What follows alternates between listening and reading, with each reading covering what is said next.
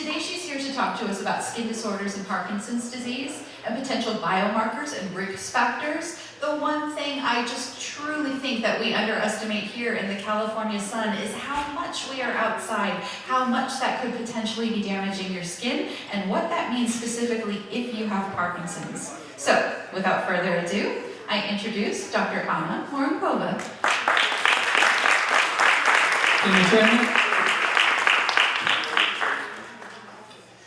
I am Anna Morenkova, and will try to be a rock star here now, in addition to being a movement disorder specialist. And we wanted to discuss this a big topic of skin problems, skin symptoms, skin disorders in Parkinson's disease. Most of the time we deal with the motor symptoms in Parkinson's disease, such as tremor and stiffness and balance problems, and also many non-motor symptoms too, such as constipation and bladder issues and acting out your dreams. But maybe not so often we cover this big topic of skin disorders, which is an important topic for different reasons. So I'll try to cover it broadly without having too many details, but we may have time to, in the question section, to address more, maybe if I don't cover something. So the skin problems are very common in people with Parkinson's disease, yet they are rarely addressed in clinic visits by both patients and physicians. And when skin appearance changes, it may cause a lot of psychosocial problems and stress to people with Parkinson's disease, including, it may lead to social isolation even, which has further negative impact on the disease course. So that's a really important area to address, and to be able to correctly diagnose and treat appropriately or provide an advice where to seek care by internal medicine specialists who specialize in dermatology and have from 1 to 3 years of fellowship in that area too. And many of these skin disorders actually begin well before, sometimes years before the motor symptoms begin. So this, maybe skin is also a window into Parkinson's disease from the standpoint why people have it. Because they have skin disorders well before they have any tremor or slowness of movement. So they could be markers of Parkinson's disease. And why is skin affected at all? Why would this part of the body be affected? This in large part because of autonomic nervous system is being affected in Parkinson's disease, and autonomic nervous system is the system responsible for our control of our heart rate, motility of the gut, motility of the bladder, sweating. The small nerves, autonomic nerves, they supply skin, and the skin has glands and hair and sebum and all this, and sweat. And when autonomic nerves are affected, skin becomes affected. And when skin is affected, it becomes not an ideal barrier against different external influences that we are all subject to. When skin is damaged because it's not functioning properly, it may actually become a gate for other problems and infections and bacteria and wrong immune responses and all the inflammation. And it may affect the brain and other parts of the nervous system in people with Parkinson's disease. So, autonomic nervous system and an immune system are affected in Parkinson's disease, and that is why they lead to skin disorders. Some believe that reduced mobility and with an impact on functioning in everyday activities may actually affect skin health just because of lower quality of hygiene, that people have no energy to take care of themselves as they used to 10 years ago because they had Parkinson's disease. And small proportion of skin challenges that people experience could be from medications that we use to treat symptoms of Parkinson's disease. And it may cause dryness of skin, fluid retention, circulation problems sometimes. And these problems in turn may lead to inappropriate sebum production and barrier function being impaired and so forth. So the first and the most common problem, skin problem in people with Parkinson's disease is seborrheic dermatitis. Seborrheic dermatitis is a very common disease in people without Parkinson's disease, but it is much, much more prevalent in Parkinson's disease. You can see that it's in general population occurring in up to 3% of cases, whereas it's more than 50% of people with Parkinson's disease will have at one point seborrheic dermatitis, and men will be affected more often compared to women. And many times, in fact, the seborrheic dermatitis will occur years before than any motor symptom of Parkinson's disease. And certain things should occur for this condition to occur. It should be abnormal function of sebaceous glands and also presence of yeast, Malassezia furfur, may cause seborrheic dermatitis. And that presence of this yeast in turn may affect the local immunity of the skin, further promoting inflammation, local inflammation, and sometimes even systemic inflammation in the skin, which may have a negative impact on general systemic health of people with Parkinson's disease. So many scientists who did their research in early Parkinson's disease and looking into what could be actually a marker of Parkinson's disease proposed that seborrheic dermatitis maybe should be such a marker. We enroll patients in clinical trials, maybe sometimes too late. Maybe that is why certain therapies are failing, because we are intervening too late. One would want to have a biomarker to intervene earlier. So seborrheic dermatitis was proposed to be such a biomarker by researchers in the field. And of course it's important to get proper treatment, and for that one would seek a care by a neuro specialist in the field. This is not necessarily an easy disease to treat, so I would encourage anyone to get an opinion from a dermatologist, specifically if they're experiencing this problem. And less common problem, and even less well understood, is another common problem in Parkinson's disease called rosacea.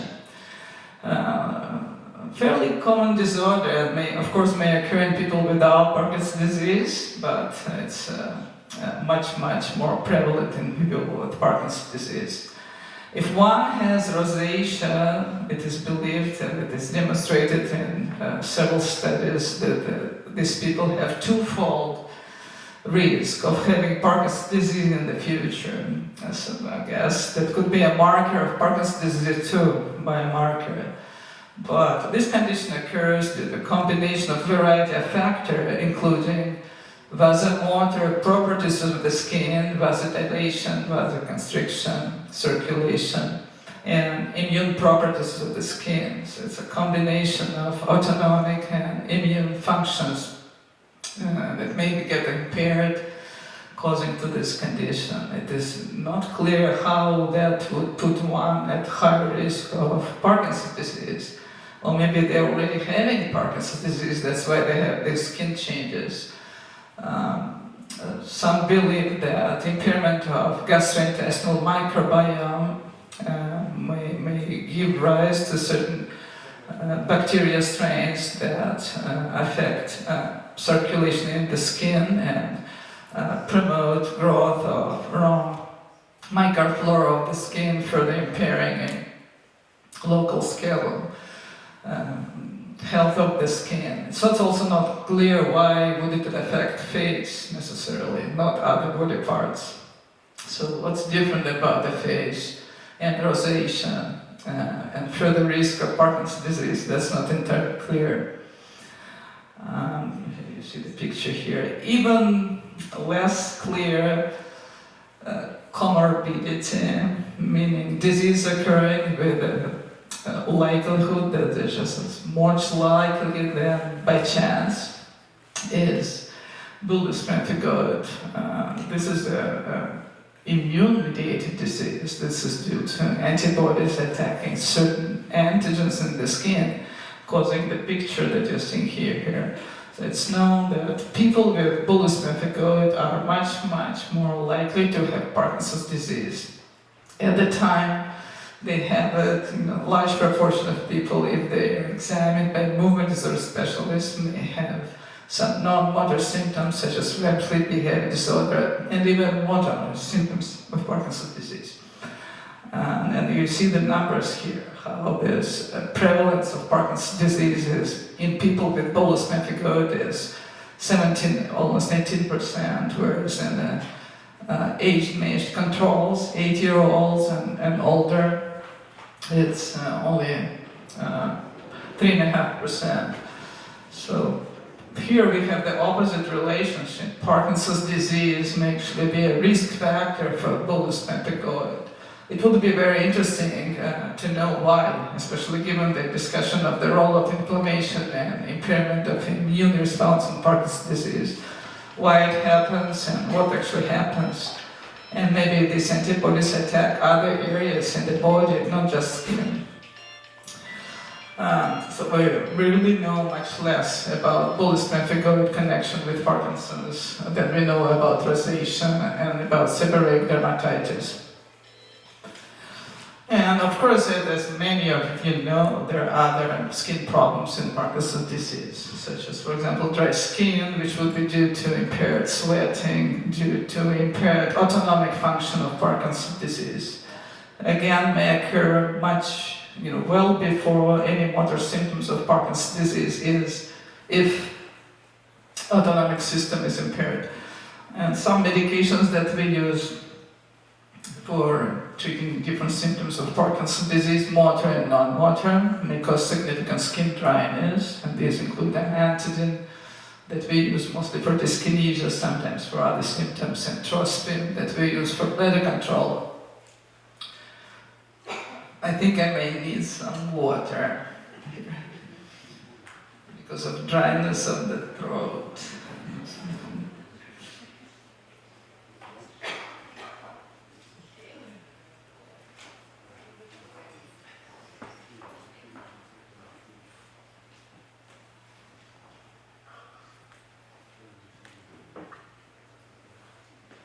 When I immigrated, I was shocked that all water had ice in it.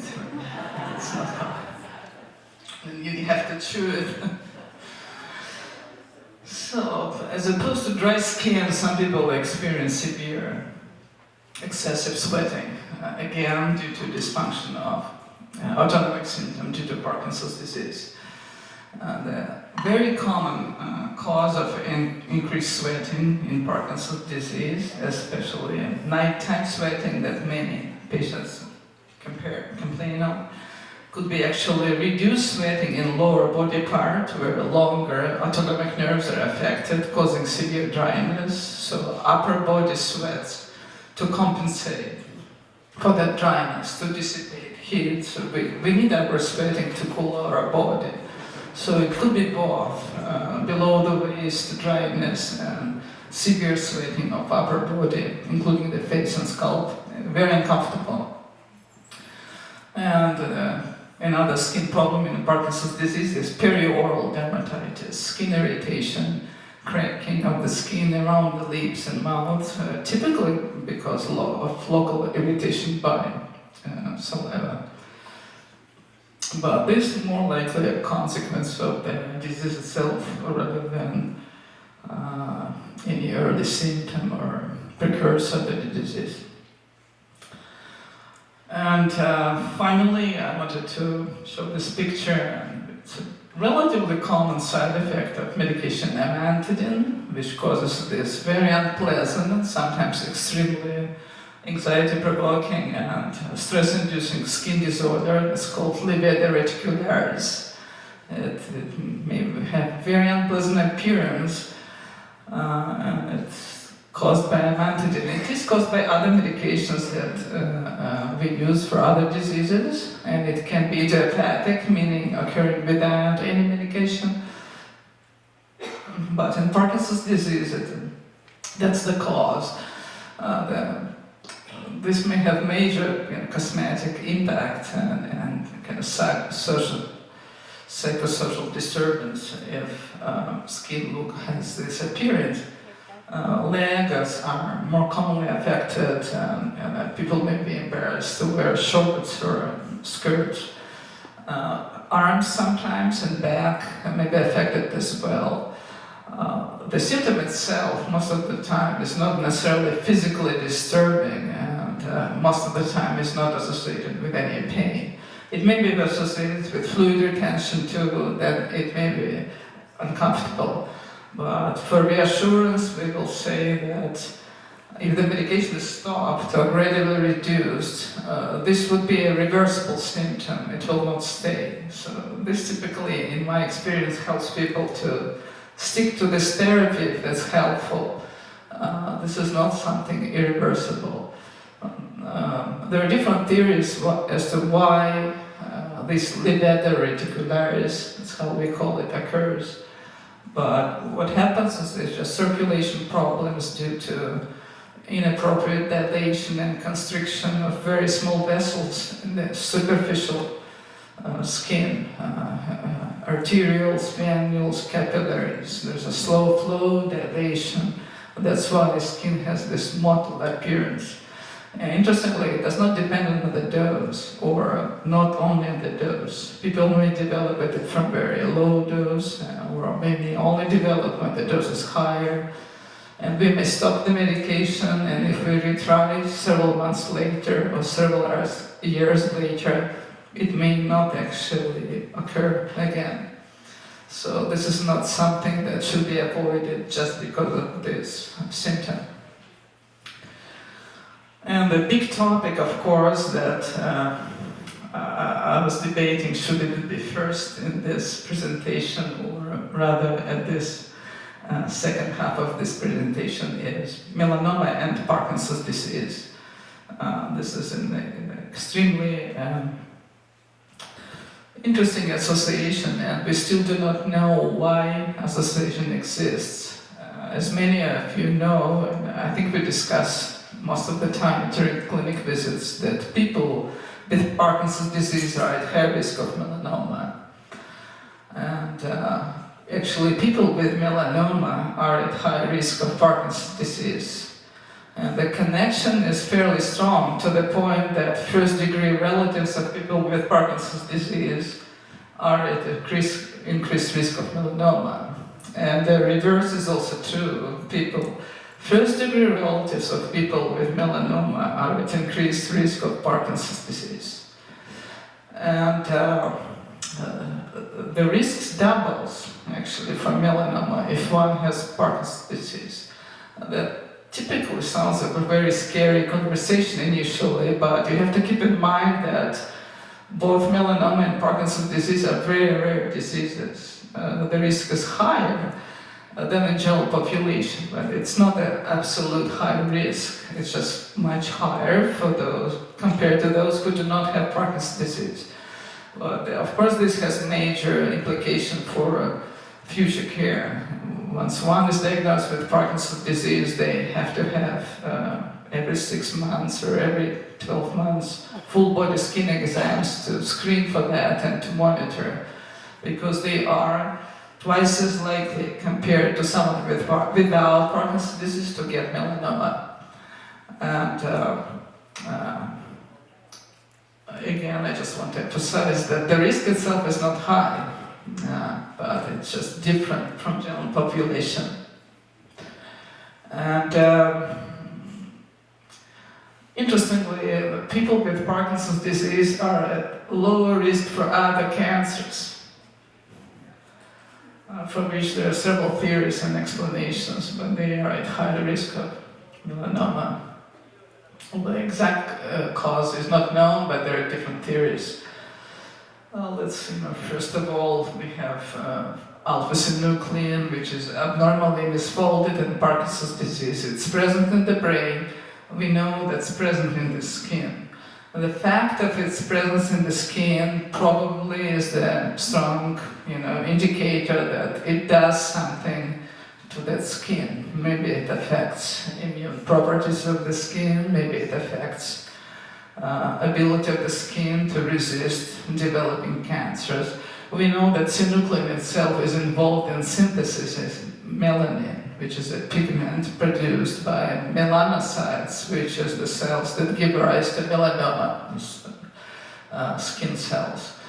So, however, when we look at that further, it becomes apparent that melanoma and Parkinson's disease actually may have shared risk factors, such as age, gender, ethnicity, toxin, genetics. So we know that older people are more likely to have Parkinson's disease, and so they are more likely to have melanoma. Parkinson's disease is more common in men, and melanoma occurs more often in men compared to women. Fair-skinned individuals, blonde hair, red hair, is a risk factor for Parkinson's disease, actually, and it is the risk factor for melanoma. And certain toxic exposures are known to increase the risk of Parkinson's disease. The same toxins are described as a causative for melanoma.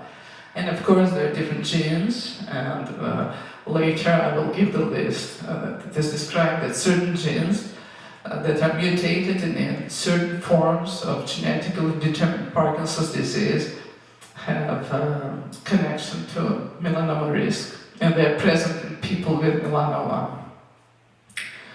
So this is just what we just discussed. These same risk factors of Parkinson's disease are the risk factors for melanoma. This is just in a constatation of fact. We still don't know why that connections exist, and that's an area of research in the future. So going back to good things, some of these are good things, so-called protective factors, or maybe it would be more correct to say reverse risk factors. They work for both Parkinson's disease and melanoma. Smokers are less likely to have Parkinson's disease, and they're actually less likely to have melanoma. And it has been reproduced in several studies across continents. And same applies to coffee, caffeine consumption. Coffee drinkers are less likely to have Parkinson's disease, and they're actually less likely to have melanoma. Again, we don't know why either substance or substances have an impact and can modify the risk of both diseases, but that's probably multifaceted risks, and inflammation, immune responses, barrier functions of the skin, upper respiratory tract, gastrointestinal tract might play a role for this habits to be protected. Interestingly, once one is diagnosed with Parkinson's disease, they cannot slow down their disease progression by starting smoking, so that's what we would advise against doing. But I would support continued coffee consumption. Melanoma and Parkinson's disease also have common clinical manifestations, including these two: vitamin D deficiency and sleep disorders.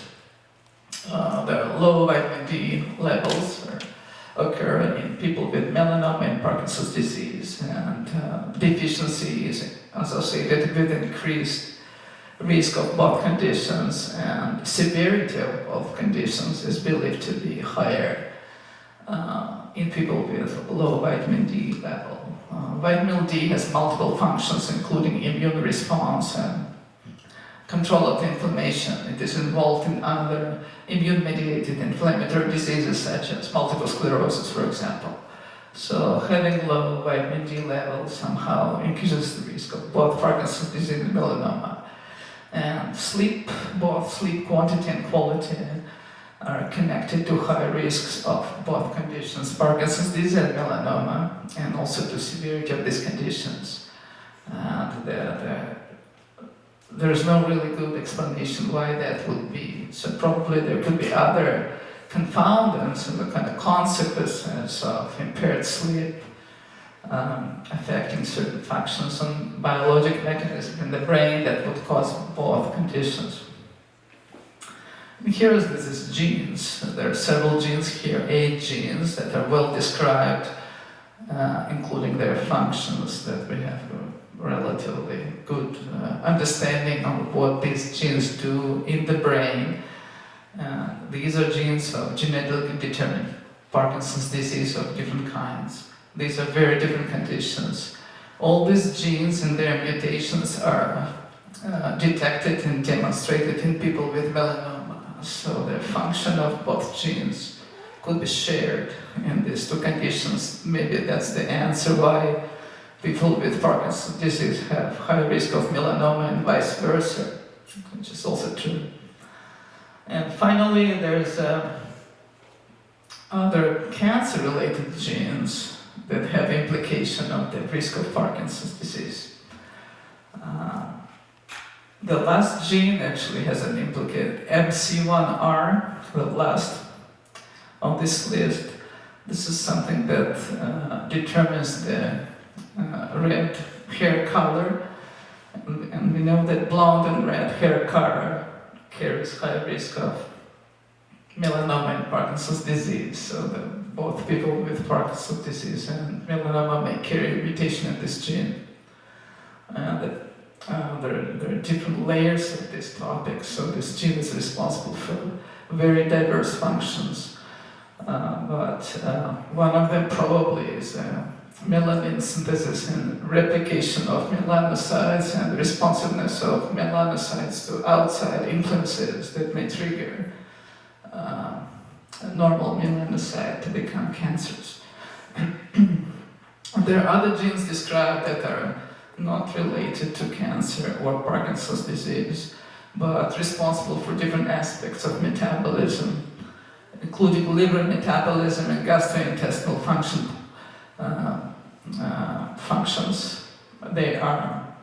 Their mutated versions are present in both Parkinson's disease and melanoma. So there could be several layers of genetic factors that link these two seemingly unrelated conditions. So this is really big area of research and an opportunity to understand mechanism of Parkinson's disease, maybe how diseases develops, why it occurs. It may actually help to understand problem mechanism of melanoma, but we are interested to understanding why Parkinson's disease occurs. So future studies in this area are, I think, will be very productive in the future, giving some answers, including for developing therapies to slow them down or maybe even prevent occurrence of Parkinson's disease and melanoma. But the take-home point, of course, should be that we should be very well aware of the connection, even though we may not necessarily understand why connection is there. But anyone who's diagnosed with Parkinson's disease must have regular full-body skin exam by trained dermatologists. And the dermatologist should know what they're looking for. I think many dermatologists, in my experience, I hear from patients, if they come and tell that I have Parkinson's disease, I need my full body examined, most dermatologists know why, so they're not surprised with the request. Well, with this, I think that's everything that I wanted to share, and I'm happy to take any questions. So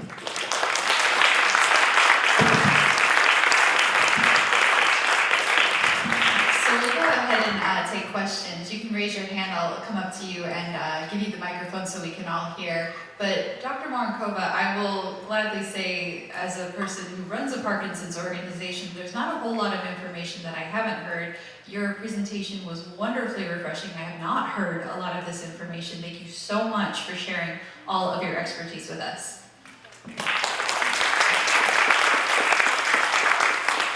We have about 10 minutes for questions before we go into a general Q&A, and I've got an eager question holder right here, so excuse me. Hello, thank you. I'm very curious about the repeated references to coffee, and there have been so many studies in the news about that coffee and even tea are good for you in various ways. What I'd like to know is it the caffeine? Or is decaffeinated coffee, decaffeinated green tea, Avoid it. all of that is the same? So, do we know, is it caffeine or is it something else? I don't think we know, but there's evidence that caffeinic acid, which is what's part of caffeine, does have specific effects on different components of biologic mechanism of Parkinson's disease, or how synuclein, for example, may be misfolded to become bad synuclein Lewy body. It was observed in the dish that in the presence of certain bacteria, for example, that are able to misfold synuclein to the abnormal synuclein, addition of caffeinic acid may block that process. So that to answer your question, yes, probably I always advise to avoid decaffeinated coffee. I can even give stronger advice. Drink real coffee. Next question. Getting my steps in today, hold on.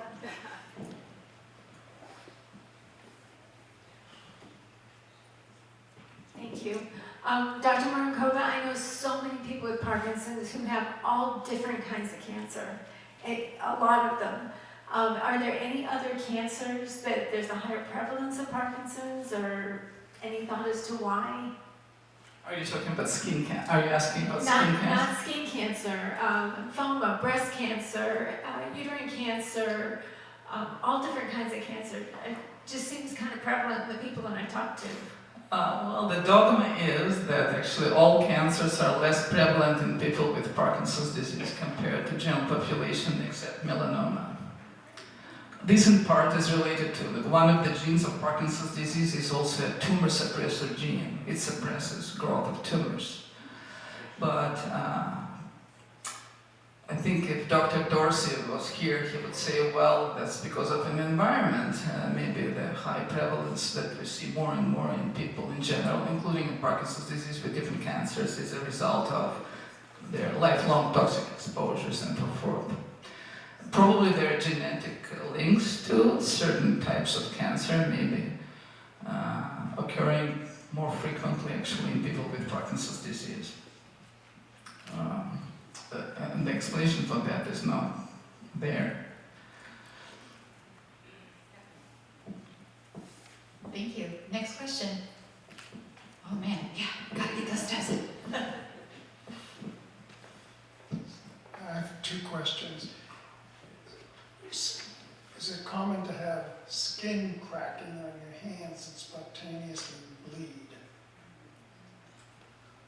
That sounds like a severe skin dryness, and cracking and spontaneous bleeding is just a result of severe skin dryness. It's a very common symptom of Parkinson's disease, especially more peripheral areas of the body like feet and hands, rather than torso, may be dry due to affected small fiber nerves in the skin, which are autonomic nerves responsible for blood vessel tone and sweat production.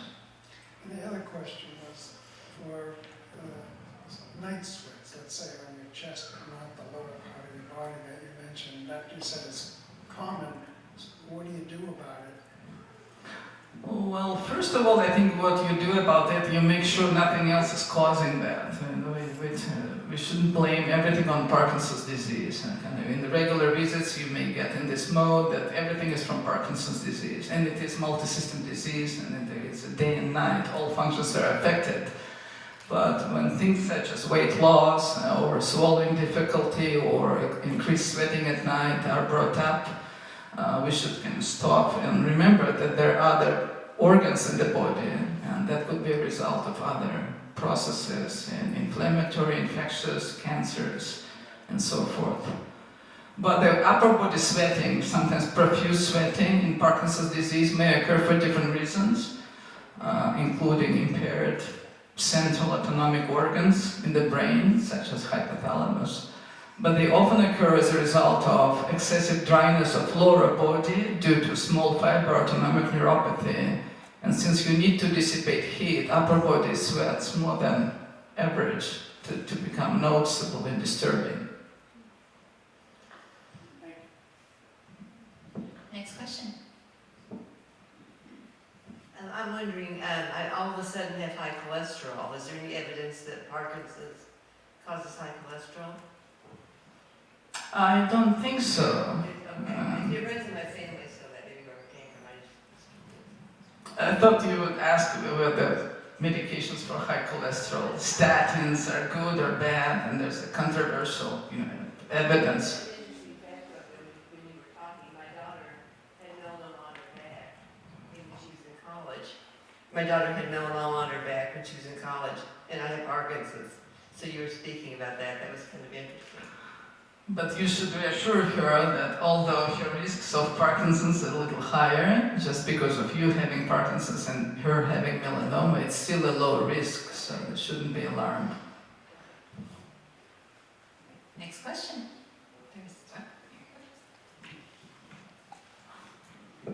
Hi, I'm Karen, and I have a question. When you look at sunscreens, there's so many choices. You go up and down the aisle and there's just all kinds. Is there sunscreens that are better for melanoma prevention than others? Or just stay on this? Probably I'm not the best person to answer this question, but I think I heard or read somewhere that above certain number there's no reason to use higher, and I think it was 30 or something. But skin protection, obviously, from our ultraviolet radiation is the key preventive measure, especially for fair-skinned individuals, especially in California.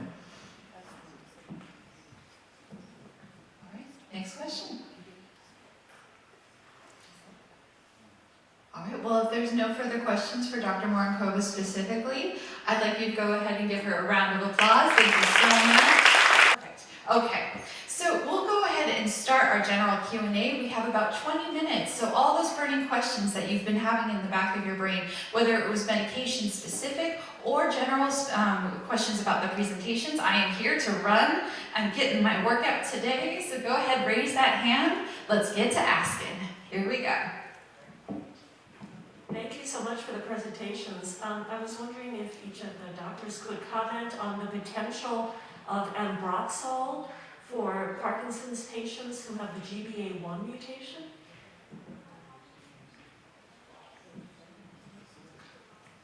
I took this medication since I was a child. It's a common cough medication in Eastern Europe. I'm from Russia originally. Well, the medication is expected, at least in the dish, the medication is expected to enhance activity of the enzyme that may break mucus. It also may break clumps of synuclein. That's the concept. So we can reduce accumulation and declamp synuclein in the brain. It may slow down disease progression. That's an ongoing clinical trial in England. The problem with clinical trials like this, and many clinical trials, when things work in the dish in the animal, then we end up having failures in humans. Could be because of too many different types of Parkinson's diseases are enrolled in clinical trial where they are not expected to respond. So the people with this GBA mutation would be the best subjects to study. Plus, the medication is penetrating the blood-brain barrier poorly. To force us to penetrate, one would have to give higher doses. But unfortunately, sometimes it leads to excellent effect in the center. in the brain, but could be associated with damage of peripheral organs. So although that's an efficacy clinical trial, it's also safety still. Right, next question.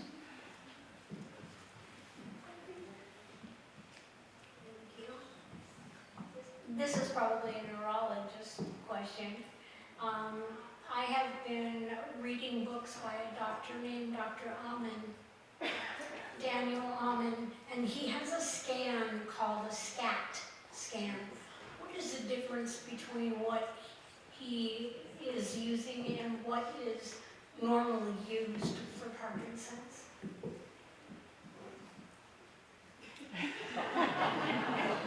Hope not to say anything bad here. No, that's okay. That's okay. I'm just Well, we reading. want to go by something that we know well about, things that are tested and approved to be safe, accurate, reliable in treating or testing. So I think we have, our armamentarium is for the imaging studies and other tests that are well validated, meaning they produce results that can be trusted. Right. So I would just say just that. Okay. No, I understand. Thank you. All right, next question. Did I see a hand over here or even questions? Oh, there you go. While you're walking, I have a question for you. She turned it off. I had to step out while you were talking, but I was just, do people with melanoma, are they at higher risk for having REM sleep behavior disorder? Have you seen anything about that? The correlation is reported, and it's bidirectional. People with REM sleep behavior disorder are at high risk of melanoma. Plus that both REM sleep behavior disorder and melanoma patients have altered density of substantia nigra by special imaging. I don't know the data on melanoma.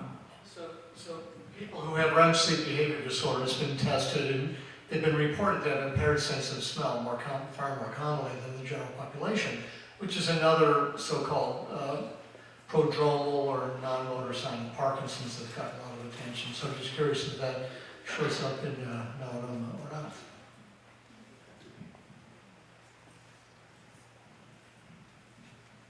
Somebody behind the question. I'm wondering about restless leg syndrome and some of the treatment using the Neurophysiology occurs at night, the sleep time.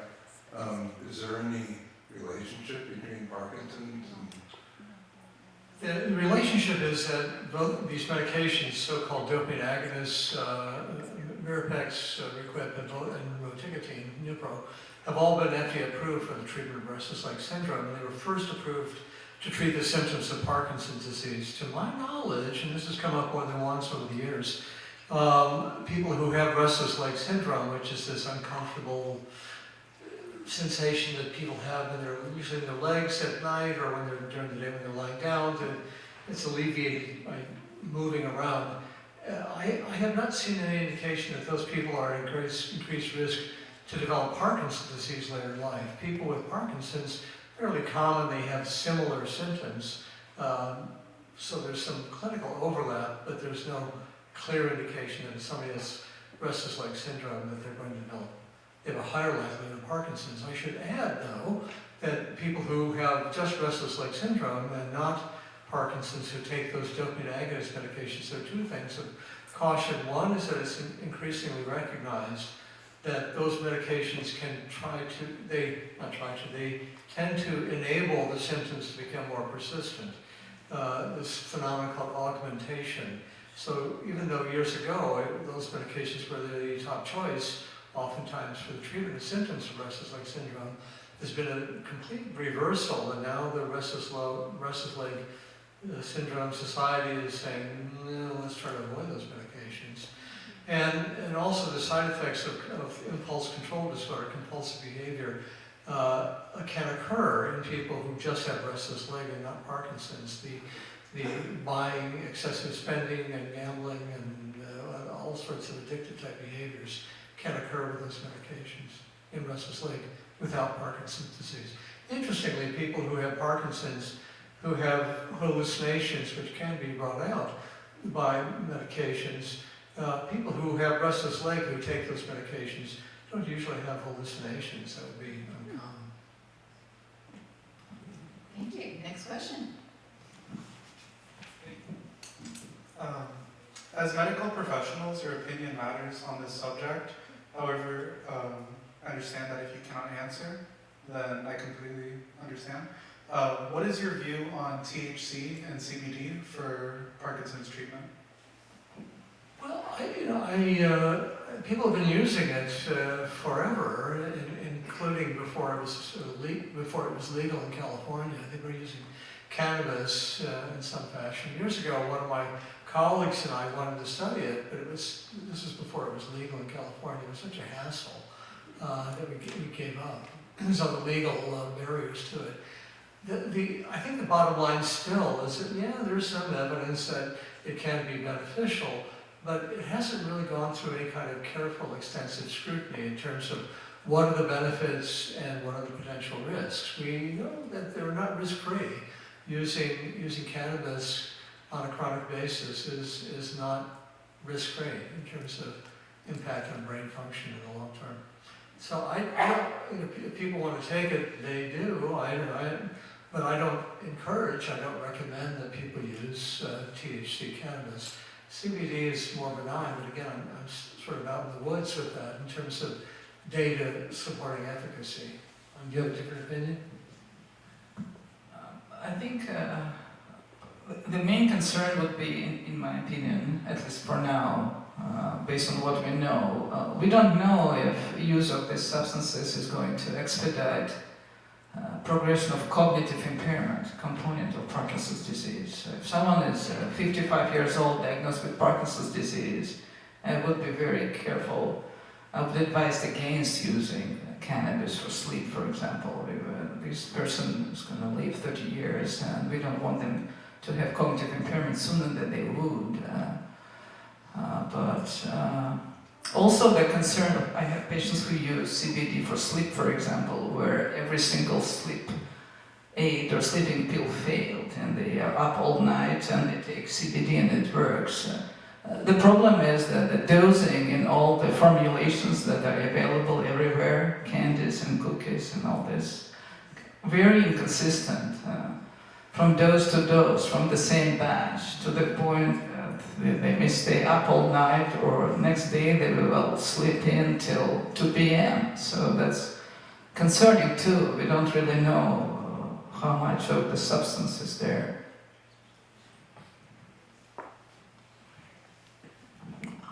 Dr. Hernandez, you said if we took levodopa to take B12, B6, and B9. Well, B12 would be 9.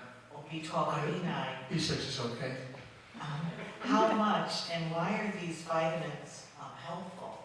Well, people with Parkinson's have a greater risk of having a peripheral neuropathy, and B12 may be beneficial for that. And B12 deficiency may be more likely to occur in people with Parkinson's. B9, which is folic acid, helps reduce an amino acid which is called homocysteine, which can be raised in the blood in people taking levodopa, and that can have potential concerns long term. So taking B9, the treatment for elevated homocysteine is taking folic acid. And it's harmless to take those things as long as your B12 is okay, as long as your kidney functions all right. So how much? For folic acid, I sometimes give people a prescription vitamin which contains more than what we get over the counter, but it's also okay to use just over the counter B vitamin preparations, which have both B12 and B9. They sometimes don't have B9, which again is folic acid, and that's usually 0.8 milligrams that you can get over the counter. Okay, thank you.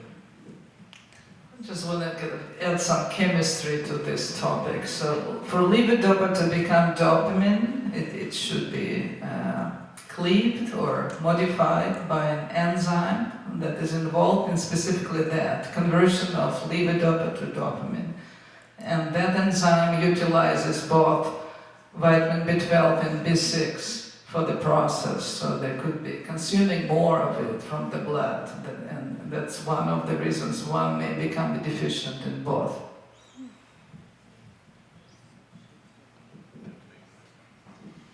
Is there any evidence that carbidopa levodopa, if you take it right before you try to go to sleep, can affect your sleep? And specifically the new Cushon medication? Yes. I agree. There is some evidence that taking levodopa at bedtime, it's been studied, the sleep problems are so pervasive, it's very troubling to people.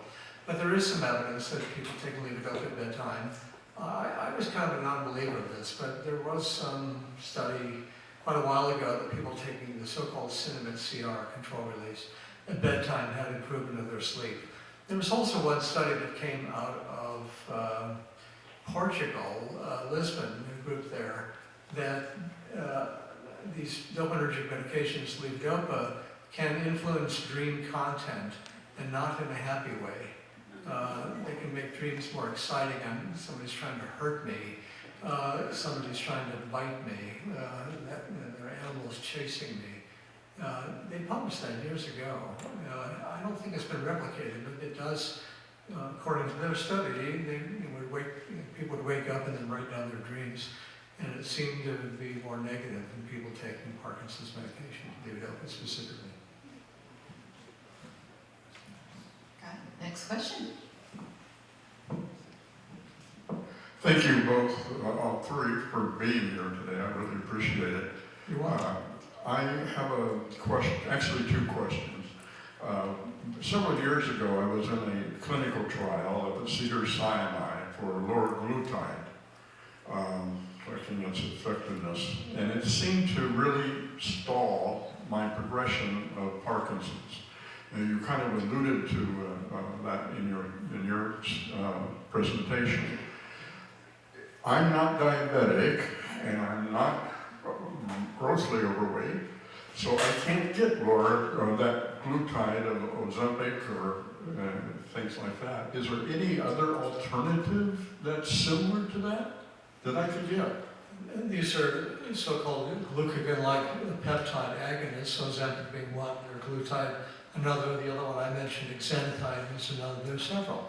I don't, other than buying it yourself from a different country, I don't know how else to.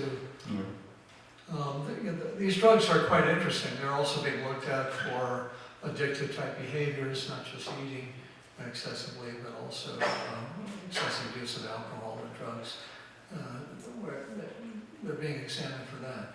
And again, that woman I mentioned who's in Cambridge, I think she's still doing a study on one of these GLP-1 agonists, kind of like Ozempic. And I know there is a man in Norway, I think, who is doing a study with Ozempic and Parkinson's disease. So they remain of interest, even though that exenatide study failed, at least in their measures. And I think the point being that maybe we're measuring the wrong things. That if it's 2 years looking at motor changes, they could be so subtle, you're not going to pick them up. Maybe we should be measuring inflammatory markers or something else that's associated with Parkinson's disease. But I don't, in answer to your question, I don't know how to get it otherwise. I tried to, I'm sure there are ways, I just don't. Mainly legally. Well, yeah, I have a former patient of mine that I used to see, and he was getting it through some practitioner in Orange County, but I think it was not straightforward. Well, the other question was, I've had a problem with my left foot, and it's been about 3, almost 4 years that I've had issues with it. And it seems to be inflammation more than anything. You mentioned that inflammation, could be a factor in Parkinson's. Yeah. How seriously should you attack arthritis arthritis and inflammation to try to keep that down to a minimum? Well, again, we don't really know the answer to that yet. What I can tell you, and I may have said, and I know I spoke to some people in the hallway, that people who have rheumatoid arthritis, there was some studies in the past, who had rheumatoid arthritis, you would think, oh, it's an autoimmune disorder, maybe they have increased risk of getting Parkinson's. But when it was looked for, it was found, no, they have a reduced risk. Kind of like people with inflammatory bowel disease, probably because they're taking anti-inflammatory drugs. So, you know, if you're having an inflammation, everything has potential risks. Like, you know, ibuprofen can give you gastritis, and if you take high doses for a long time, it can hurt your kidneys. So one has to be cautious about these things, especially using them so-called off-label. But I guess I would want to treat the symptoms with an anti-inflammatory medication as long as there's no contraindication with you personally.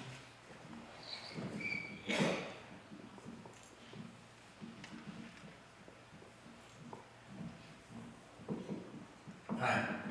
Hi.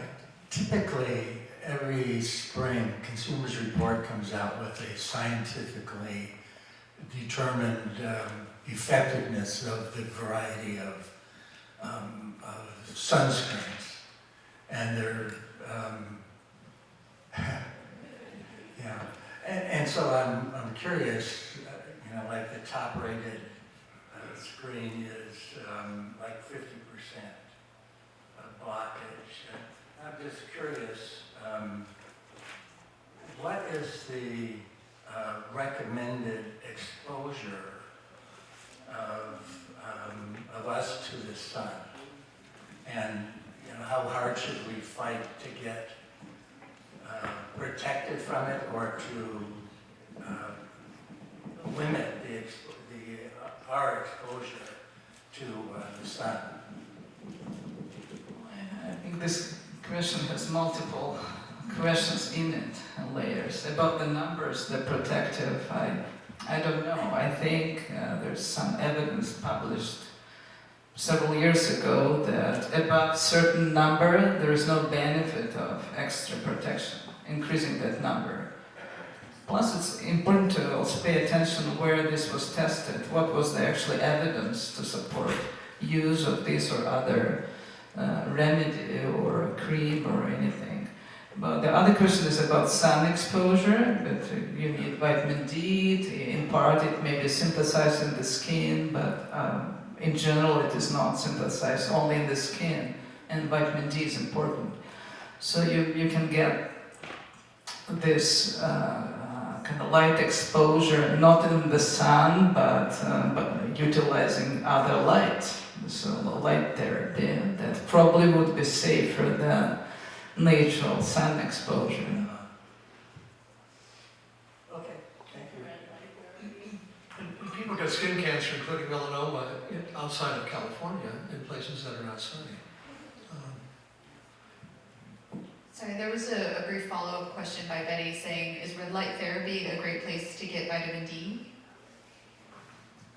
I think the answer is yes, but light therapy may be also beneficial for people with Parkinson's disease for other reasons. It affects central areas of the brain and hypothalamus, and may have positive impact on mood and circadian rhythm and sleep and wakefulness cycle. So that's other light therapy that goes through the eyes, through the retina, not through the skin.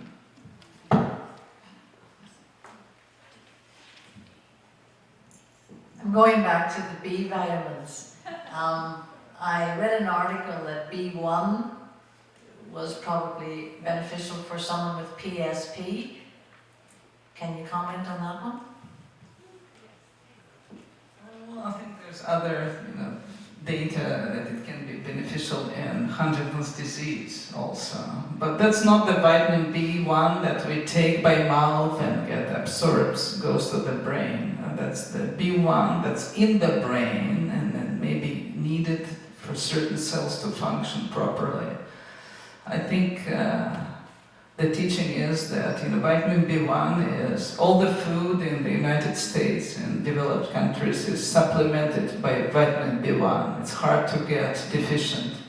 if you're eating normally and if you're not drinking alcohol in excess instead of eating. If you're not getting your calories from alcohol, it is unlikely for one to become B1 deficient, with minor exceptions. And if you take excess of vitamin B1, I think, we all know the expression that American urine is the most expensive in the world. So, we pee it out anyway. All excess is peed out. At least it's safe. So water-soluble vitamins, it's okay to take excessive.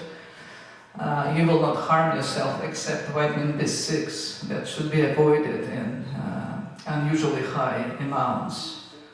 But I am not well familiar with the specifics of research in B1 and PSP, but I think it's the molecular mechanisms of the disease are addressed. I am down to my last 3 questions, so let's go with number 1. This is more an administrative question than it is a medical, but we all have 5 or 6 different doctors at different facilities many times. And if my dermatologist deems that I should have my squamous cell cancer removed from my leg, should I inform my GP and my neurologist? Who is the best process person to get that information so that we're making you aware of what our issues outside of the whole world is? What's the best process? Do I use the patient portal and say, this is what I did, just as a note to you? Do I wait and take that report with me to my next meeting? What from the hospital administration process looks to be the best way to go about that? Well, they will probably have the answer that we don't want to hear. So, we bring this up with us. I think we are trying to be responsive through my chart portal. I ask these questions every visit. Everyone should do their job, different specialists, and they should practice within their expertise, but they also should pay attention to what other physicians do, because there are many organs in the body, obviously. There could be interactions with disease processes and medications, so I like to be aware of what's going on with health other than neurology. Feel free to send your questions. So is it best to use the patient portal and just send you a note saying this happened in the dermatology world? Or do I wait for the next meeting with you? Wait for the next meeting. Should I bring the coffee? And a cigarette, apparently.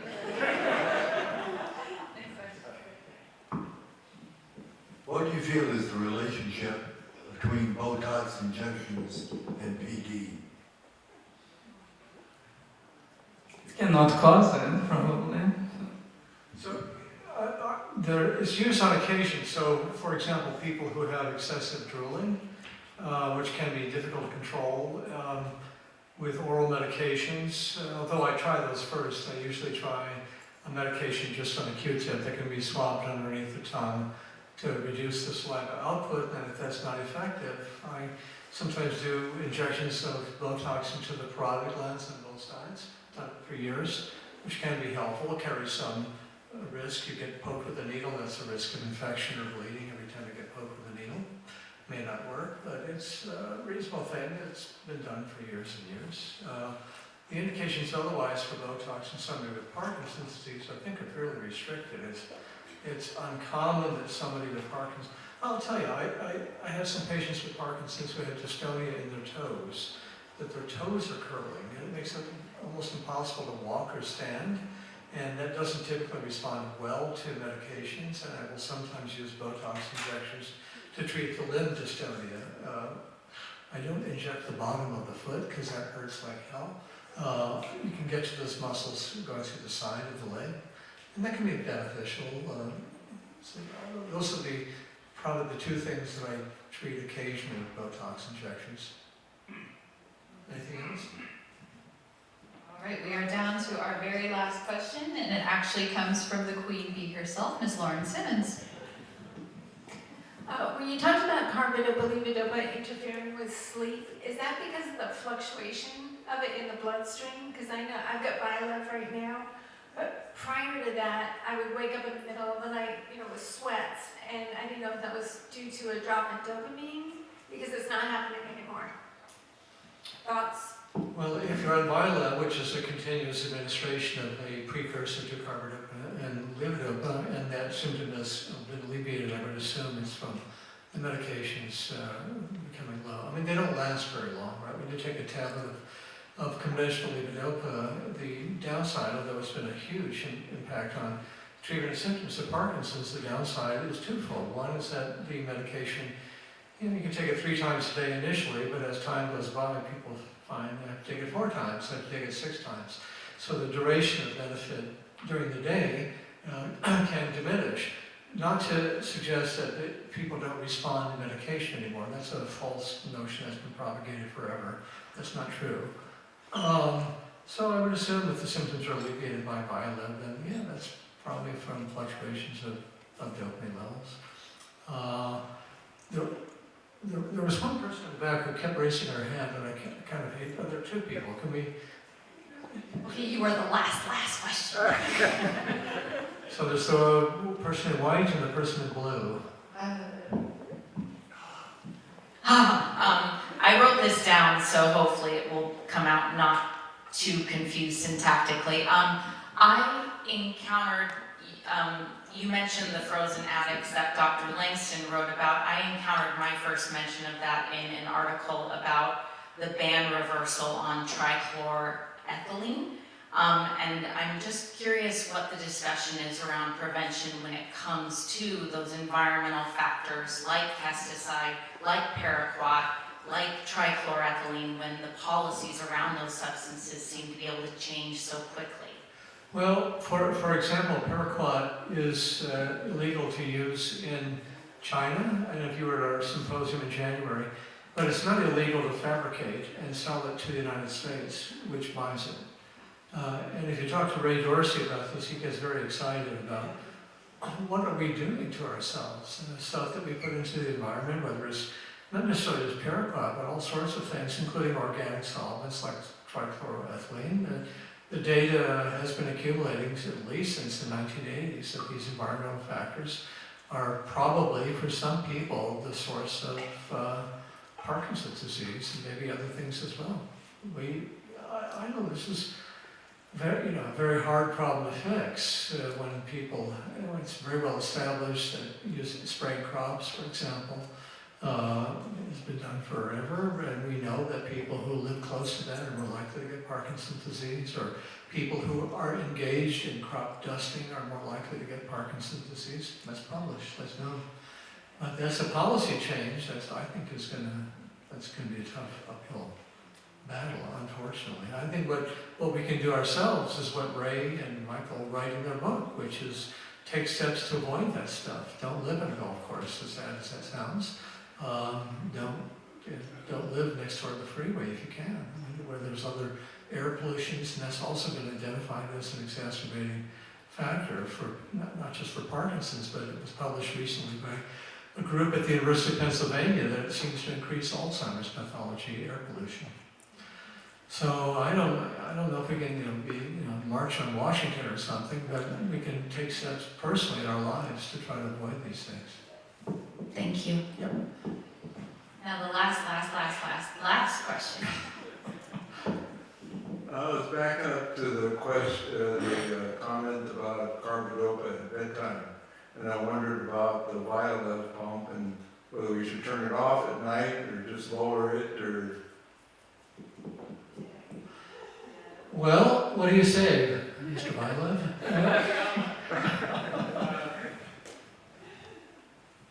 So it is indicated for 24 hours. I'd say more than 90% of the patients utilize it that way because we do have sleep data.